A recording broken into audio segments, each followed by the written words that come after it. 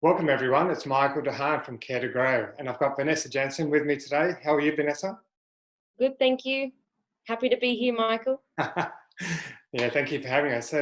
So just a bit about Vanessa. So she's the director of a family-based business called Guerilla Creative Marketing, and it's based in the Philippines, and you've been running that business as a family business for about 5 years. Yep. And I love the way you sort of promote it, which is bringing marketing to life. And I've got to share with you, I don't really understand marketing a lot, hence the attractiveness to really have you on. And I'm going to learn a lot of stuff. So will the people that will look at this video. So really looking forward to the next 20, 25 minutes to learn a bit more about you and about your business and about marketing. Yep. So I thought before we start, it'd be really good to sort of learn a bit more about you personally, and then we can talk about the marketing side. Yeah, that sounds good. Well, just to reiterate, my name is Vanessa Janssen. I'm one of the owners of Guerilla Creative Marketing. It is a family-based business. We started it up in Australia, and just before COVID hit, we made the decision and the move to actually come to the Philippines. It was a little bit part of our business expansion plans to start up staffing solutions. And also because of our other business, Tarja Global, which is a manufacturing business. So I've kind of had an avid love for marketing and creative since I've been a young kid. I've always been that one that was a little bit odd, sitting in the corner doing something creative, whether it was just putting a little scrapbook together or drawing or something with fashion or just coming up with anything that, was a little bit more creative than the norm. So that's how I enjoyed spending my Friday nights growing up. I won't tell you mine. Yep. So basically, some people, when they hear that it's a family business, they just think, oh my gosh, that's crazy and impossible, like, how can you work with your family? And it's not just one of us working together, it's 5 sisters here working together and dad and mum involved. And, it's one whole big blended family. So it's just an amazing experience that we are having and what we've built over the last 10 years. And it's just, some people think it's impossible, but over the years, I think we've just learned to tolerate each other and, enjoy the process. And, through all the tears and the bloodshed and all of that, it just kind of has built something very special here. And I think only now we're actually starting to really appreciate it as we're going into that 10-year mark. We can really see all that effort that we've put in has started to come off. And I think for me, that's always been something very special because not many people can work with family, and we're doing it. And it's a very fun adventure that we're on. It makes everything very interesting. But I think what's the nice thing and what I admire is that it's a really solid foundation that we've built. And it's not just for the business, but it's as a family. So I think that's a very special thing to have. Thank you for sharing. Yeah. And I'm going to just say you're quite creative. You have been probably all your life by the sounds of it. So what sort of made you go sort of into this sort of marketing? I know you got that creative mind, but where was the passion in regard to marketing? I think it was a very funny thing to learn and find out because through schooling and everything, like, I'm not a university graduate. I just finished college. And I did a lot of different courses in college: IT, accounting, business management, marketing. And I kind of just had a feeling that I just enjoyed everything. I was one of those kids that went to school and just loved every class I had. I didn't really pick anything, or I wasn't really drawn into something specific. And that kind of confused me because I thought to myself, so what's next now? If I'm going to apply for university, what am I going to do? And I think when I applied for economics, Asia Pacific economics. And then in my mindset, I was like, what am I signing up for? Like, I don't, I'm not really sure. And that's when Dad gave me the opportunity, and he said, give me 1 year, come and work with me, come and work with the business. Let me show you what it's really like in the real world, what it means to be in the workforce.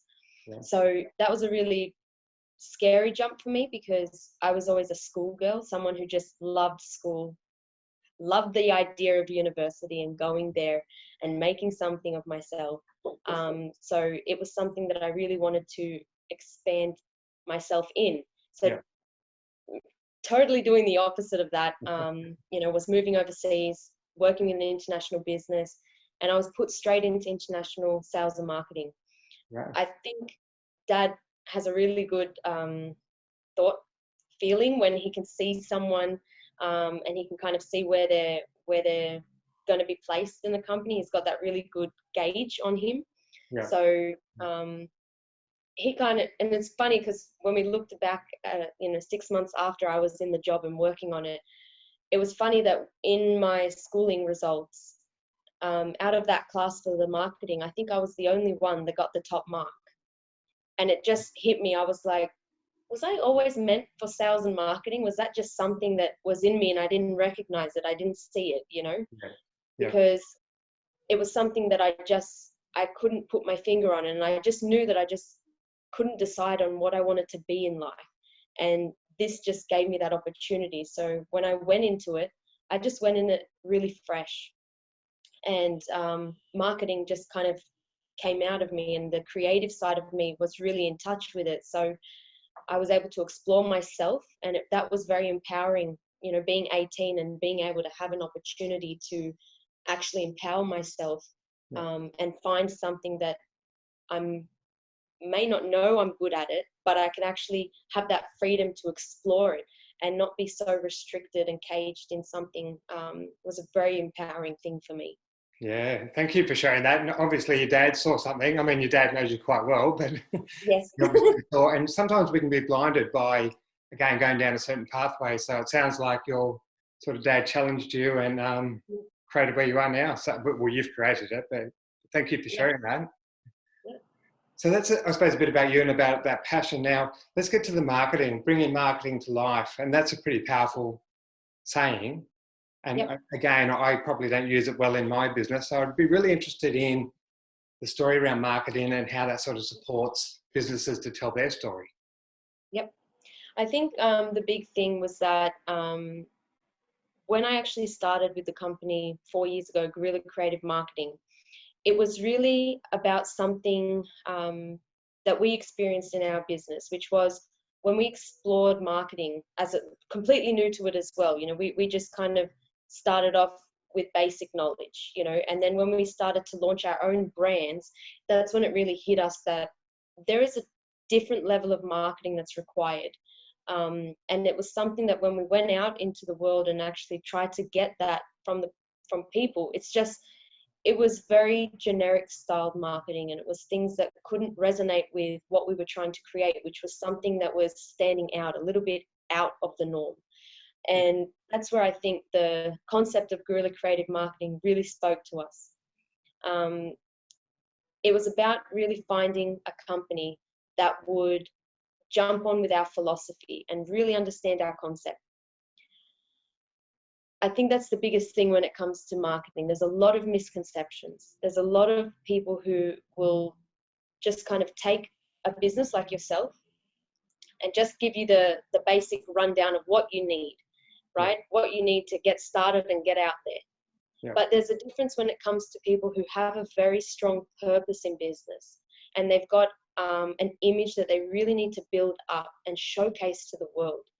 That needs a custom message. It needs something that really will resonate with the people on the other end. And that's something that we really look at building. We had one case study, if I can share it. It's a new client that came on board with us. And it's a company that's particularly new in the industry. They're in the financial services. And they have a very clear and distinct brand. And they know what they want and what they want to be. They just don't know how to bring it to life. They don't know how to tailor the marketing to send that message. And that's where when we look at a brand, there's just something very special what we do. It's something about how we look at the company, we look at the people who are running the company, and we look at what they have already. And from there, we actually build that foundation. Foundation to us is like a family, right? It's like what we do with our family. The foundation is what we set so that what we build on top of it is strong. And with our marketing, that's what we do. We communicate that foundation to the customers, to the clients. Everyone who's involved on that team fully understands that philosophy. And that's what we're trying to build when it comes to the marketing.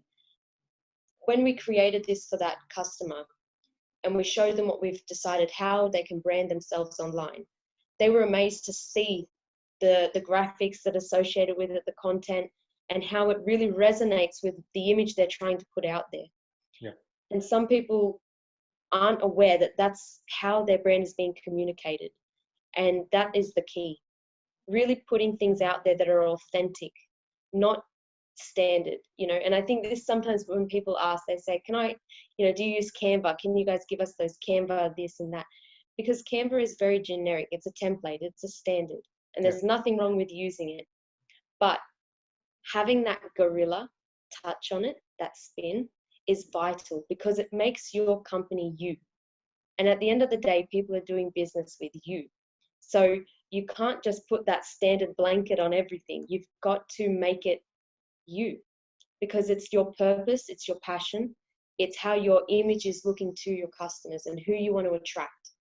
So that for us is really the key point when it comes to marketing, especially these days, because there's a lot of people offering it. There's also a lot of people that are, you know, doing just the generic and doing just the basic, and that's okay. We understand everyone needs to start somewhere. And it's the same for us. We have to start somewhere. Yeah. So it's about when you want to go to that next level and you want to make your marketing impactful, that's when you have to start looking at adding that little twist to put your mark on it. Because that, at the end of the day, is what customers are going to see, what they're going to resonate with, how they're going to feel when they're actually looking at you and connecting with you. And that's vital.